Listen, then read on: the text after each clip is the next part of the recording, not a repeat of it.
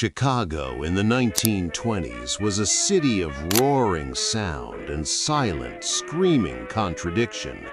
Jazz, raw and rebellious, bled from the brick walls of basement clubs. Smoke, thick and sweet with illegal cigars and the promise of loose morals, hung in a perpetual haze. Behind unmarked doors, in back rooms and secret cellars, speakeasies thrived, pulsating with the forbidden rhythm of poured gin and stolen champagne. The streets themselves throbbed with a mechanical ambition, the clatter of the L train, the honk of new automobiles, the collective heartbeat of a nation drunk on post-war boom.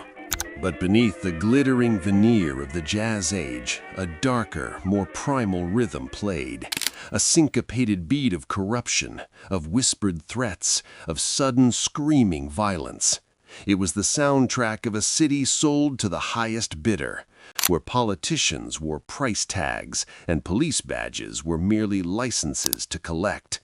And conducting this symphony of chaos was a man whose very name became a legend, a curse, and a brand: Alphonse "Scarface" Capone. His story doesn't start in the penthouse, but in the gutter. Brooklyn, 1899. The cramped, sweating world of Gabriele and Teresina Capone, Italian immigrants who crossed an ocean with calloused hands and threadbare hope. His father cut hair in a one-chair shop, the scent of tonic and desperation clinging to his clothes. His mother mended garments until her fingers were raw, stitching dreams into every seam for her 8 children. For young Alphonse, the American dream was a lecture heard in a cramped apartment, drowned out by the academy of the street. The pavement was his real teacher. It taught him that respect was often just fear in a nicer coat, that a pocket knife could be a more persuasive argument than a polished word. He learned the codes of the alleyway: loyalty to your crew, vengeance for a slight, the absolute currency of intimidation. Capone possessed a predatory charisma and a strategic mind that saw crime not as a series of brutal acts, but as a corporate structure. He was the CEO of violence. And when the Volstead Act turned America dry in 1920, it didn't stop thirst. It created an ocean of opportunity. Overnight, a nation's desire for a drink became a black market gold rush. Bootleggers became barons. Gangsters became kings. Chicago was the perfect kingdom, a sprawling industrial beast whose machinery was already greased with political graft. Capone arrived, a young wolf scenting weakness. Under the tutelage of Johnny Torrio, a pioneer of organized crime, Capone's education was completed.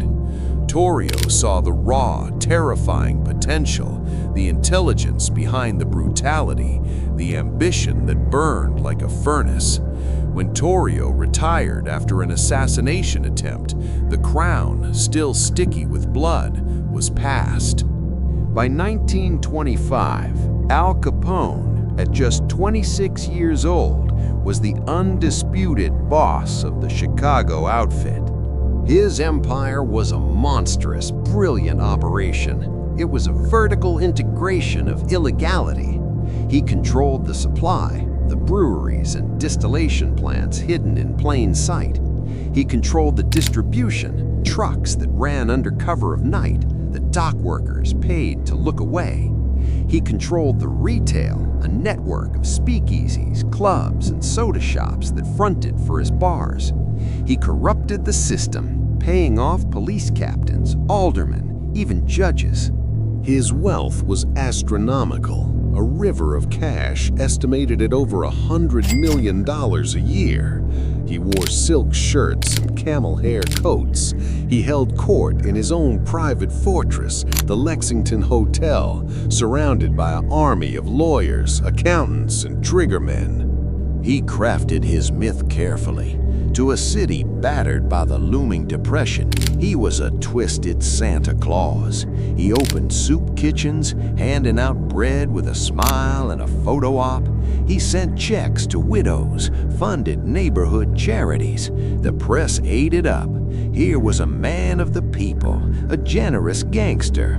It was a brilliant, cynical facade. Chicago had become a war zone. Capone's war for total control was a campaign of terror. Rival gangs were not competitors, they were enemies to be exterminated. The streets echoed with the chopping stutter of Thompson submachine guns, the Chicago typewriter.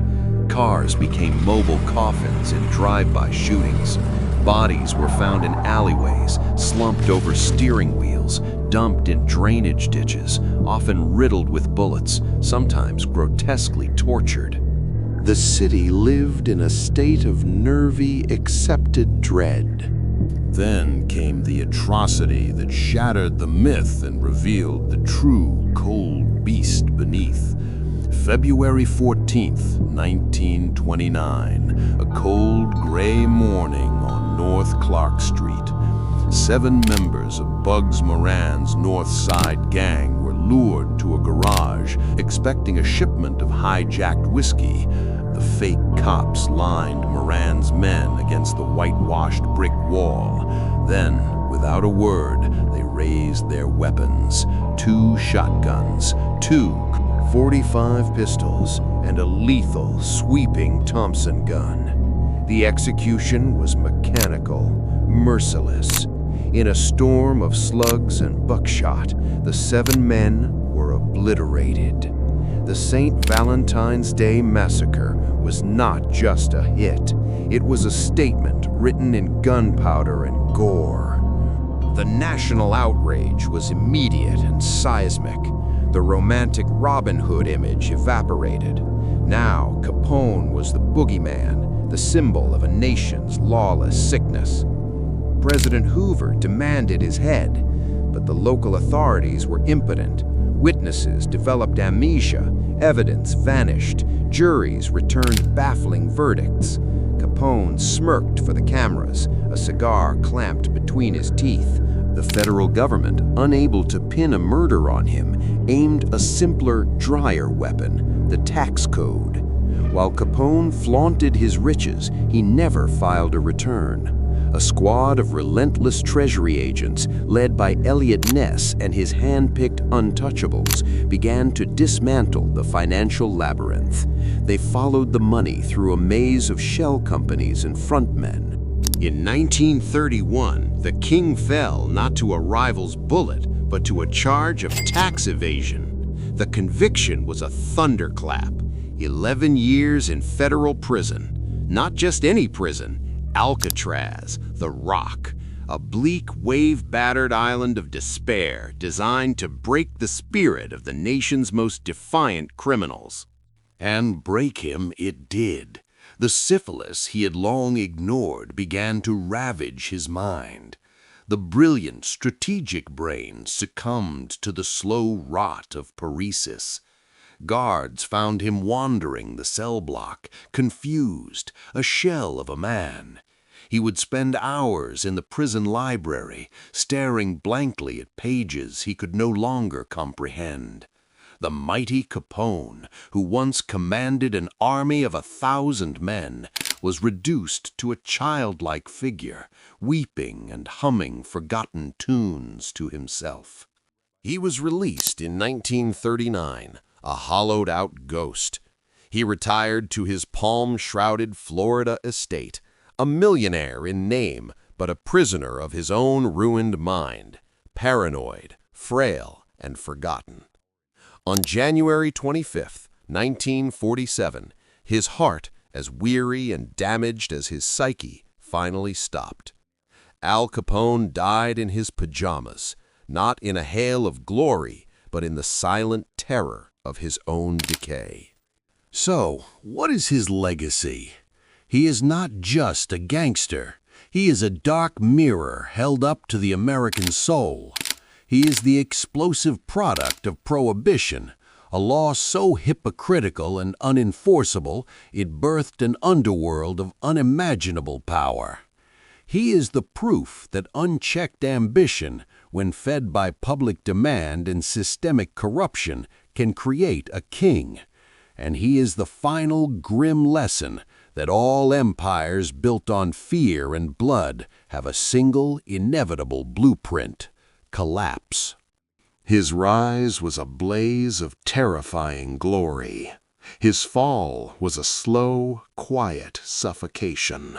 And his story echoes through the decades as a warning that the most dangerous men are not those who break the law, but those who understand all too well how to bend the world itself to their will, until the world finally snaps back.